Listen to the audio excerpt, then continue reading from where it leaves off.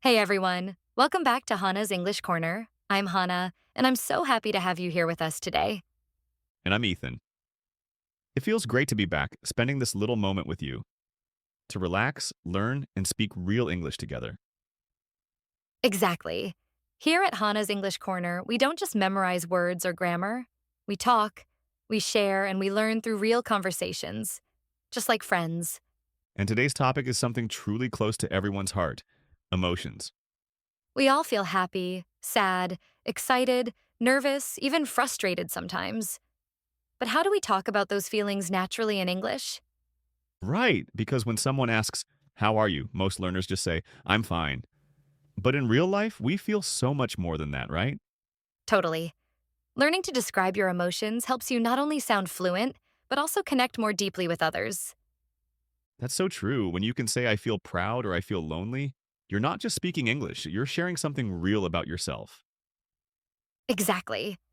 And that honesty builds connection with yourself and with the people around you. So today we'll learn how to express emotions in English clearly and confidently. We'll cover everyday feelings, deeper emotions, some fun idioms, and even a few grammar tips. Perfect. So grab your notebook or just listen with your heart, and let's start learning to express what we feel in English. All right, let's begin with the most common emotions we use every day. The first one is happy. Everyone loves that one. When you smile, laugh, and feel good inside, you can say, I feel happy.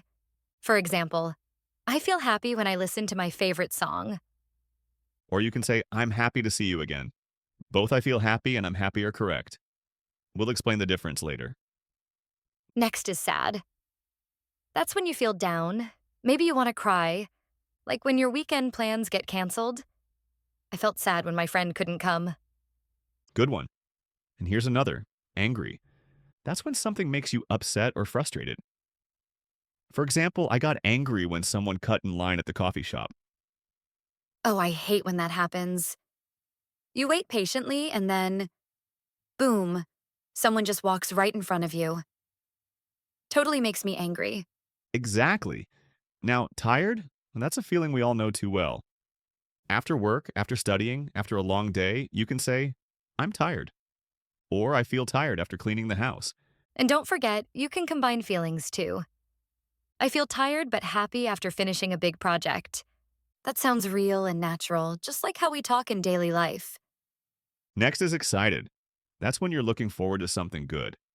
For example, "I'm so excited for the concert tomorrow." It means you can't wait, your heart is jumping. Yes, like when I'm about to travel, I can't sleep because I'm too excited.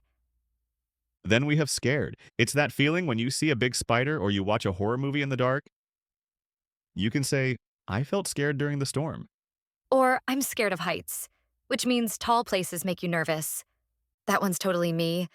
I can't look down from a tall building. I'll remember not to take you to a rooftop cafe then.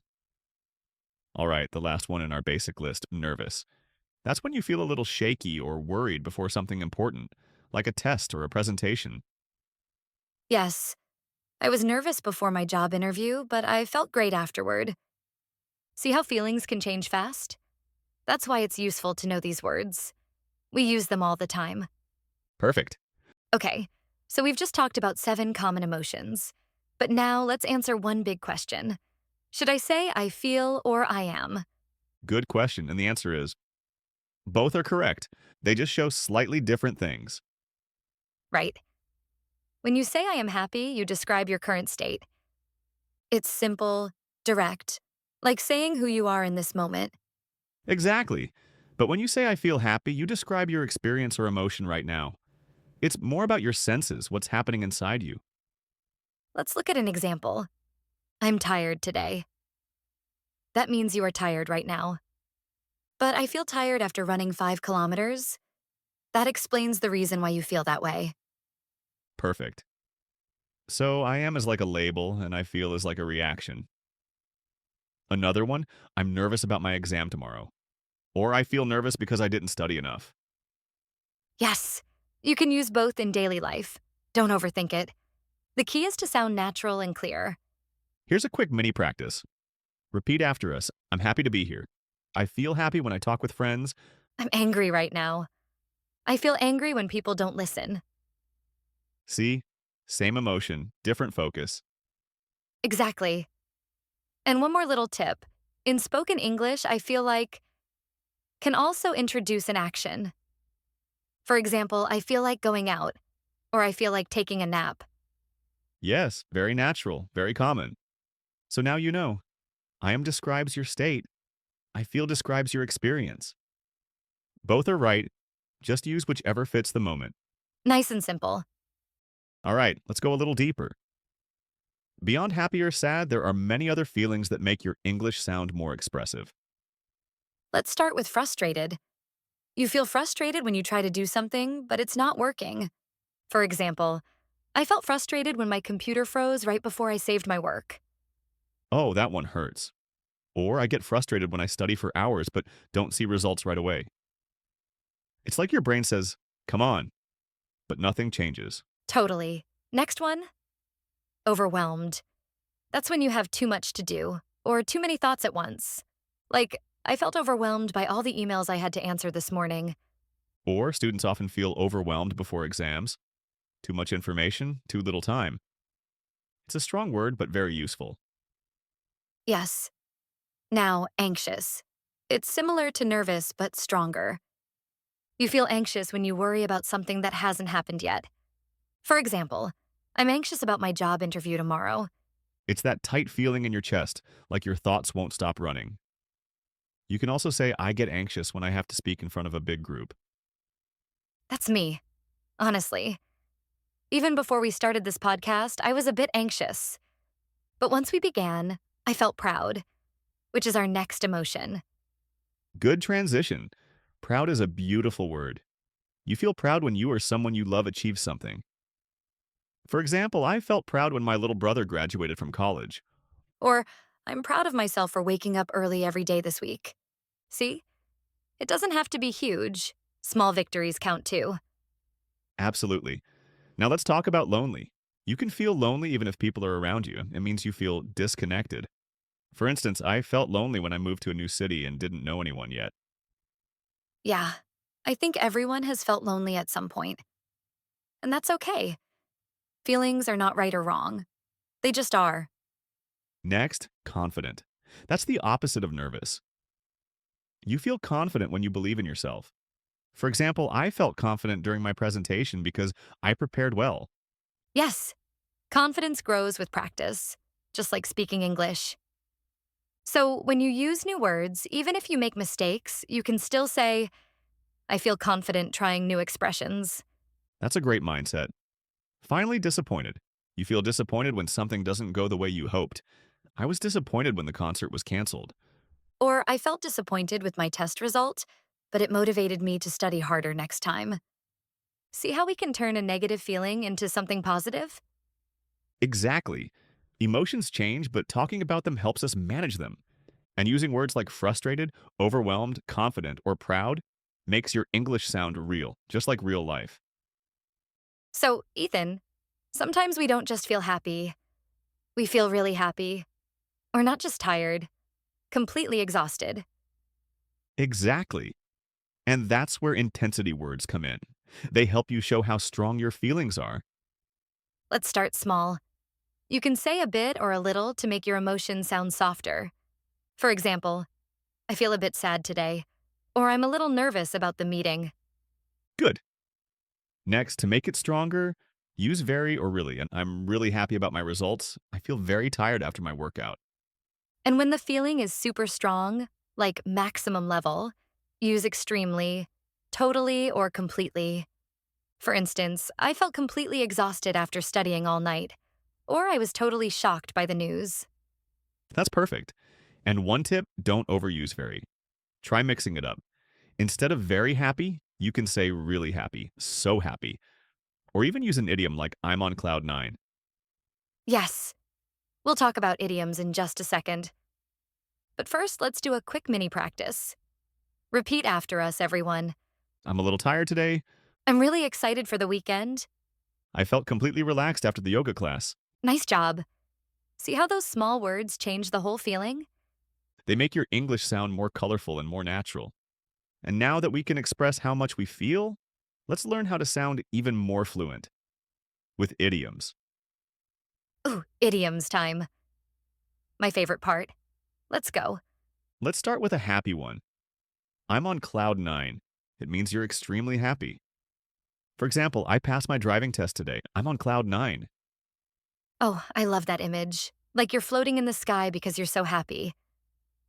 Another one is I'm feeling under the weather. It means you feel a little sick or not 100%. For instance, I can't come to the party tonight. I'm feeling under the weather. Right? It's not about the real weather. It's just a way to say, I don't feel well. Next, he's walking on eggshells. That means he's being very careful not to upset someone.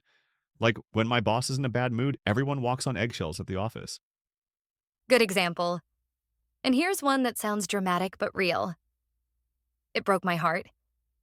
You say this when something made you very sad. When my best friend moved away, it broke my heart. That's a strong one. And the last idiom for today, I have butterflies in my stomach. It means you feel nervous or excited before something important. For example, before giving a big presentation, I always have butterflies in my stomach. That's such a nice one. Nervous, but in a good way.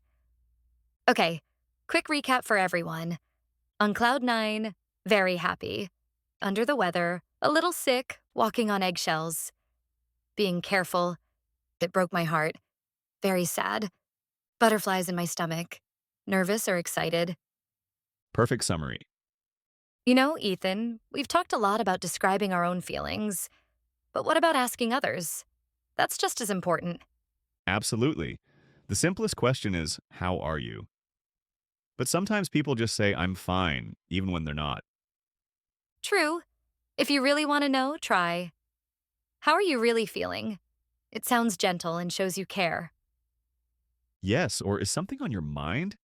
That means, are you thinking about something that's bothering you? For example, you've been quiet today. So, is something on your mind? That's such a kind question.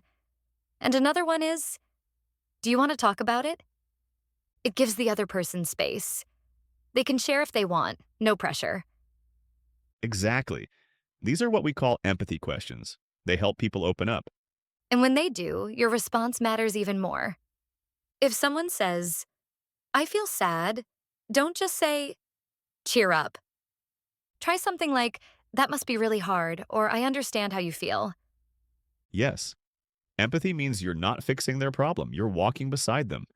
Another warm response is, I'm here for you. It tells the person they're not alone. I love that one.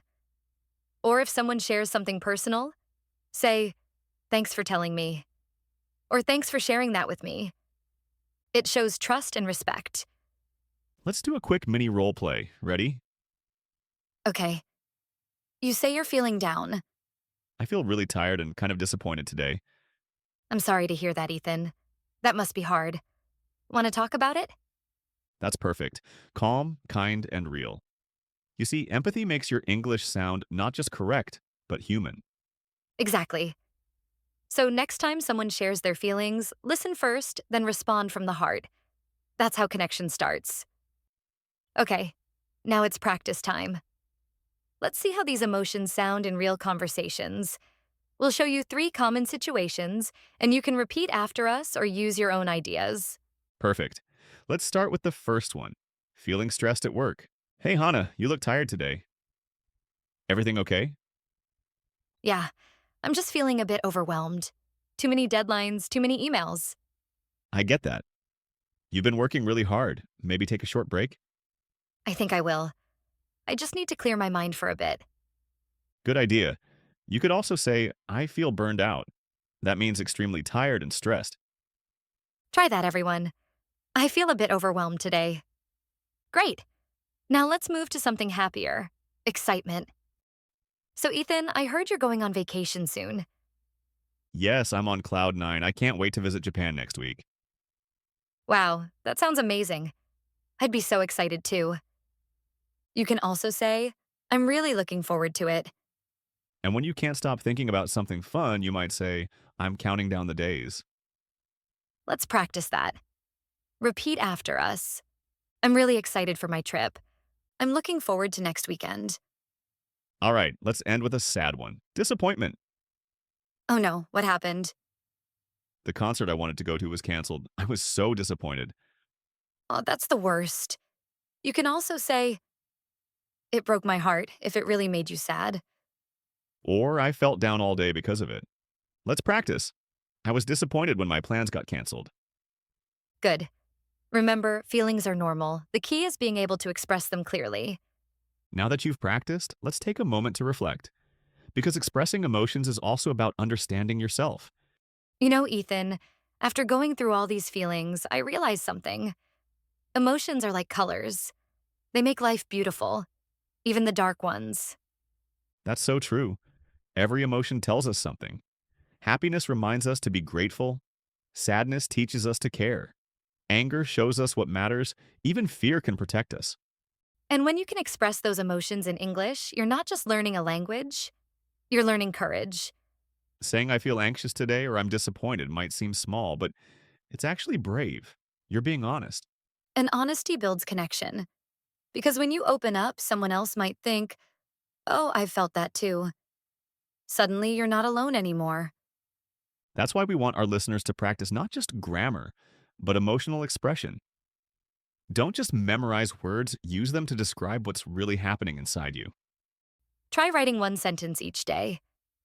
Today I feel, and finish it honestly. It could be tired, excited, hopeful, anything. That small habit can change your English, and maybe even your life. Because when you name your feelings, you understand them. And understanding yourself is the first step to connecting with others, in any language. So remember, every time you say I feel, you're not just speaking English. You're giving your emotions a voice. And that voice, your voice, truly matters. I couldn't agree more. And that brings us to the end of today's episode.